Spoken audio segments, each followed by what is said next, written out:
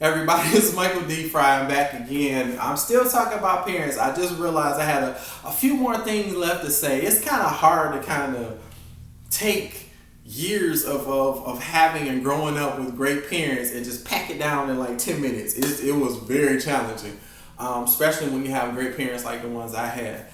I will say what I learned from my parents, beyond what was taught. Okay, they taught great things and they talked to us about things, but I learned beyond things that were taught. I just learned how to discern things, naturally discern and spiritually. How you learn that? I'll tell you. Naturally discern things like you could kind of observe what's going on, people's temperaments and things like that, and sometimes you can get what maybe on their mind or what happened or maybe how they feel. My parents were very pretty much in tune in general how we felt and how we yeah, maybe we would say something or act out or things like that. They were kind of in tune with that, and we talked about that. They never really raised their voice a lot, not at each other, not at us. I mean, my mom would be, Mike. She would be hitting me right now if she was alive. I'll see. I guess she's gonna give me heaven, but anyway, they never really raised their voice. So we were taught as a household how to resolve issues or disagreements or even hurts and pains or whatever. Like, we talked about things and we talked about it in a way that we weren't yelling at each other, and we didn't have it wasn't a competition. I noticed with a number of people in arguing, even in marriages and all kind of relationships, it's like the loudest voice wins, or I'm trying to get my point across. I'm trying to get you to think like me. I'm trying to say who's right. I'm trying to twist everything in this conversation so that I'm right at the end. But that's not the goal of it.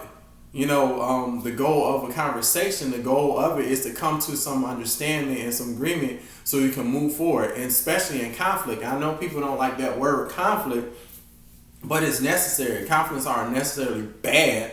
It's just one way that I think conflicts are things that kind of fine tune our relationships. Give you an example, like I think once in a man's life it seemed like they always got to square up against their father. I don't know what it is. It's like a rite of passage or something where we just think like I can take you.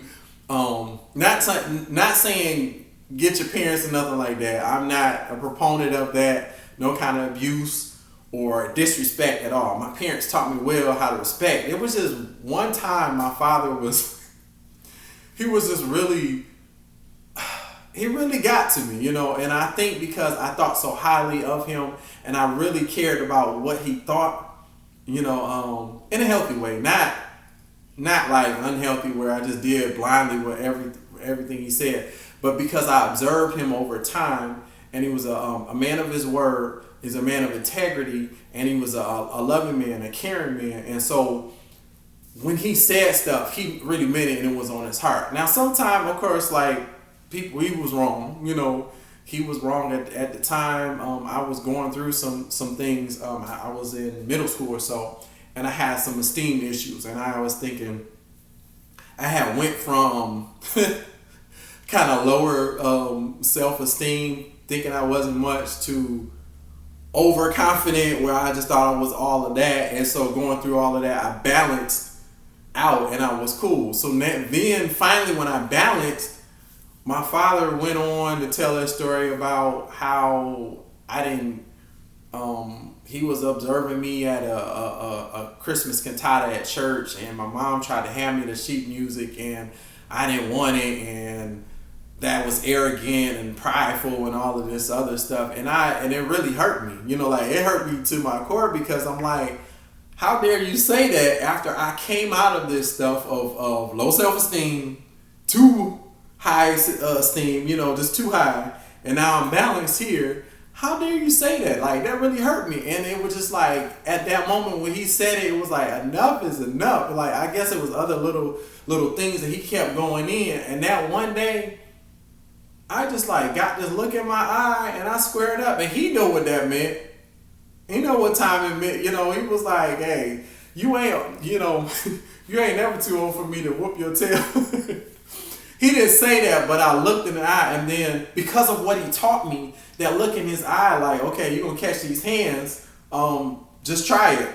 I'm still, I'm gonna, you want to be a man, I'm gonna beat you like a man today. Instead of doing that, I thought about what they taught me, how to respect your parents, how you honor your parents. I've seen my parents honor and respect their parents and each other's parents and stuff like that. And so I didn't learn that disrespect from them, And so that coupled with the belief system in God and values of just being a Christian, being a Christian and just doing the right thing.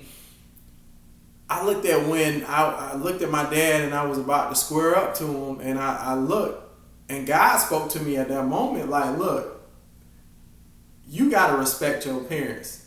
Like I said, honor your mother and your father. How dare you? Yeah, you hurt. He may have said something wrong. That's a man, your father's doing the best he can. And the guy spoke to me like instantly about this thing. And so I stood down, and that was that. I never squared up to him again, but I just noticed that it seemed like in most men's life, we want to square up to our father one good time. Fortunately for my case, I didn't have to get my tail whooped to learn that lesson. I learned it, that still small voice of wisdom that told me, yeah, you think you may be matched to his size, but that's still your father.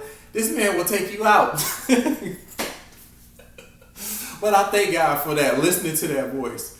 But those are the kind of things that my parents instilled.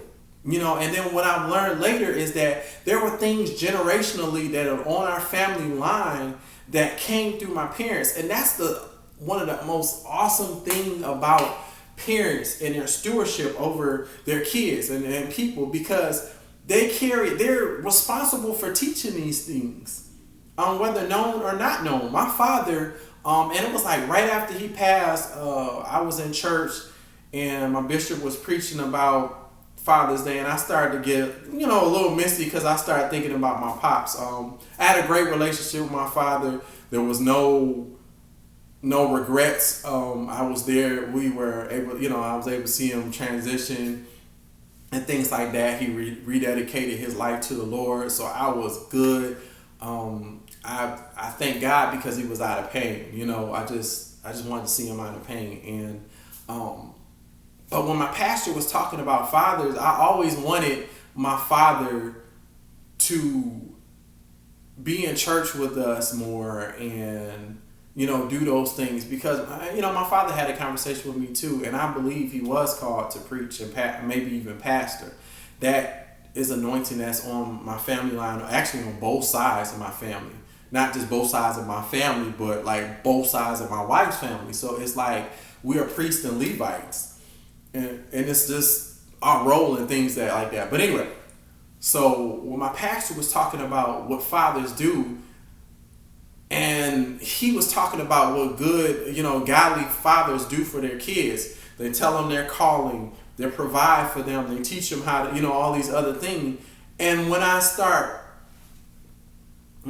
hearing my pastor talk about that, it brought tears to my eyes, because even though my father wasn't in the church all the time with us, those like key factors, and I don't remember all the things that he was saying at the time, but the one when he was saying you provide a calling for, you nurture them and rear them in their calling for your child, your child in their calling. That's what a father does. And I was like, well, if they're not in church, how they gonna know the call on our life and stuff like or have a relationship with God like that?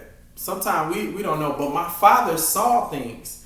I think about it like when he used to go to the corner store, we call them the liquor store, he brought back the little calendar and he was like, well, I know you're religious, so here's his calendar, such liquor store, but it would have all these biblical scenes for every month or whatever, and I appreciate that. There's not nothing that I didn't sit there and talk to my father about stuff. This is stuff that he saw in me as I grew and I matured, and he knew, and he fed into those things. And when I came to my parents about I wanted to change school, I was going to school for engineering, and it was about junior year or something, and I was like, I don't know, maybe I should switch schools and go into psychology or something, because I'm like, I feel a call of like pastoring on my life. Like, what do I do with that?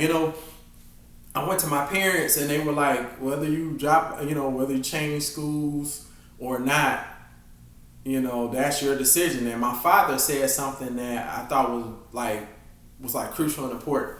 He said, no matter what you do, you can never stop doing music, because music, that's your gift, that's your thing.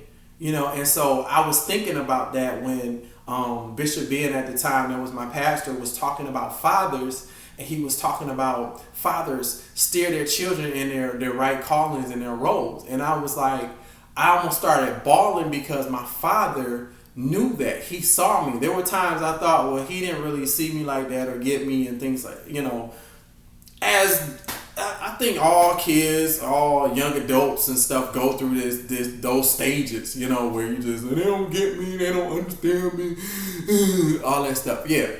But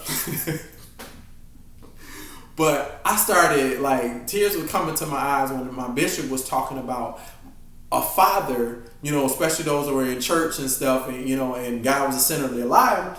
And even though I thought, like, man, I wish my father was in church with us a lot, all those things, even though my father wasn't in church, he did. So God anointed him to do those things, and he carried out those roles. There were things, innate nature or innate abilities in him that God birthed him with to teach me and train me. And I thank God, because I know the calls on my life, and my dad, not being, he was prophetic in his way, but I don't think he really knew about that like that. But it's like he was able to speak to those things, and his voice gave clarity and weight to that. I never forget that, what my father said. And it's not so much that I just do my life because I want to please my father. I think it's healthy to want to please your parents, to do the right thing, but it's the thing that I'm a representation of him, his seed, his legacy. And so that's the thing, is like, I don't ever want my parents to look bad, And I'm not saying cover up stuff or whatever, but you want your parents to be proud of you, just like you want your Heavenly Father to be proud.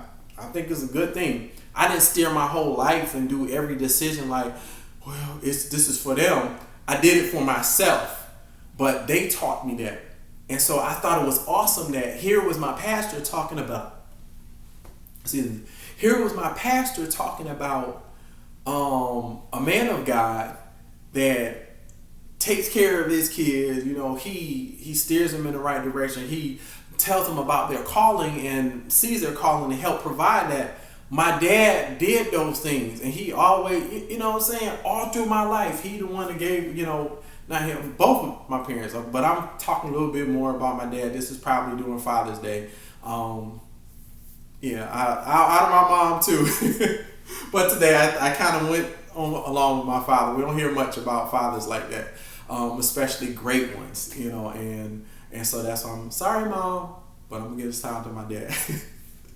Well, yeah, my dad, he was the one when I was younger give the little karaoke machine, because he always was giving me musical gifts, CD players, CDs, and things like that. My brother got different gifts too, and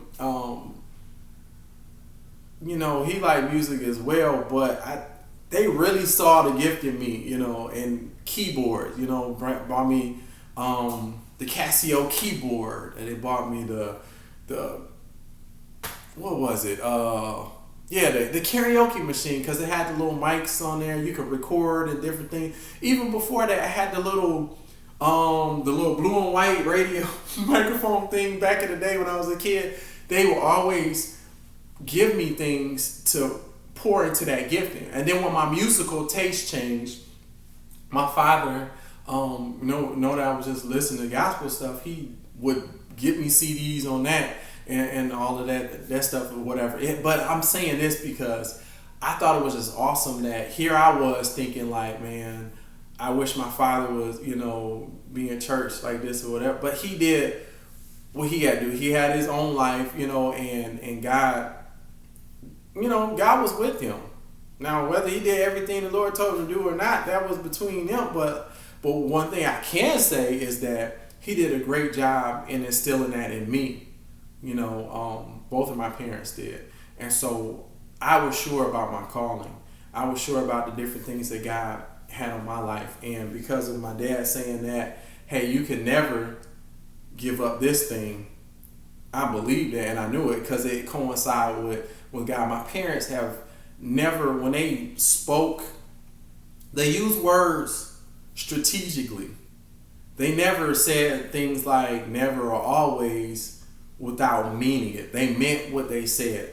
And even if they may have said something wrong or out of pocket or things like that, they came back and apologized. But when it came to destiny, when it came to fulfilling roles in our life, fulfilling our call and things like that, they were strategic and they took their time to say what they had to say. So when my dad said, you can never stop doing music, I took it to heart and I believed that thing. And I knew it was not just because he said it, but it lined up with the things that God said in my life. And I was like, how did he even know that? Like, this man prophetic, don't he? So it's just awesome. So that's all I wanted to say. I just went a little bit long again talking about my pops. And I'm going to spend some more time talking about my mom too. Like, she was, like I said, a servant leader. And I watched her serve in church, and I watched her just humbly do things that a lot of people don't want to do. But she never complained. Like, she was there, and what I'm saying, she cooked every day for us. She worked 8 hours just like my dad, but she cooked for us. She taught us how to clean our clothes too, because my dad was complaining one time, like, why does it take forever to get my clothes back? My mom was like, okay, you're going to be washing your own clothes. I don't remember this conversation, but I think so. At the age of 11 or 12, we learned how to do those things. So my mom taught us how to do different things so we could be self-sufficient. Like, she came from a family where, a number of girls and a few boys as brothers and sisters. It was a lot of them, right? But all of them, I swear, like, all of them know how to do everything from fix the car to cook to sew. Like, all of them know how to do everything. And so my mom was like one of those people. Like, she was athletic, she could cook, she could clean, she could work, like, she could work on the car. She knew she knew the things about a car just by hearing it. You got to change this, you need this, and stuff like that. And I was like, is there anything this woman can't do? But she was a meek, quiet, humble spirit, but powerful. And I learned that from my mom. Like, she was just a beast, a quiet storm. Don't upset her, don't cross that side, and you go get that storm. Everybody know that. You're going to get that storm. But those are the things I learned from her, and learned from both of my parents, that you don't have to wait for people to validate you. Know who you are yourself. Be confident in who you are yourself. Like I said, I think in the other video I went through those actually in this video, I went through that battle of my esteem and stuff like that. But I learned from my parents to accept who you are. Don't be mad, or don't look at, because you don't have the name brand stuff like all these other kids. Just tell them you got your own brand. You're doing your own thing. So when people would talk about me, I would cry at first. But after a while, unfortunately, I would snap back at them with the sharp tongue. But then I grew out of that stage where I didn't do anything. I just let them look stupid all by themselves. And that's what I learned from my parents. Let people talk about you. Let people say this or whatever. And then kind of look foolish by themselves. That's why, in general, I don't go on a whole lot of rants online and things like that, because I don't have time for that. And my parents were like, you got to stay focused on what God is doing in your life, and stay focused on what God is saying for you to do. Don't get caught up in all this little stuff, this tit for tat. It doesn't really, choose the high road, pray for people, do good to them in spite of, and I saw time after time where people have done me wrong, said things wrong about me, or just didn't respect or value me or whatever like that. I continue to do the right things, continue to do the God thing, and time after time, it works itself out. Lord say vengeance is mine. And I learned that from my parents too. Like, they didn't spend much time fighting against people or arguing with things. It was just like, I'm gonna let it go and let it work itself out. They weren't punks in no way, did nobody walk over them at all. They weren't pushovers. They were very, I mean, very mentally tough. And when they had their mind set to something to do it, they gonna get it done. Strong-willed people, determined people, loving people, compassionate people. And that's what I got from my parents. So a lot of what I am today is a version of them. I still have a long ways to go, but I thank God for just bringing Michael and Cecilia together to make me. I appreciate it. I'm not gonna cry. I said I wasn't gonna cry in this video, but I thank God for it. Even now, it's like I wish they were here, because I feel like I'm too young to be without them. But I'm able to go on and survive and thrive in life. Not just survive, but thrive in life because of what they taught me. And I'm glad I caught it at a young age, And even the things they taught me enough that I could catch things. Spiritually discern. I said I was going to talk about it. I didn't really talk about that. But they taught me how to pray and taught me how to seek God and rely on God, depend on God, and so that I could discern things and just have peace in moments. Like in moments when everybody want to go and do things or whatever and move, they taught me how to stay peaceful, stay calm, and just wait on the Lord for things. So I thank God once again for parents. As this video is probably coming out, it's Father's Day, so happy Father's Day to all the fathers out there. Prayerfully, I'll be one soon. And that's about it. I think that's about it. That's all I have to say about that. See you later.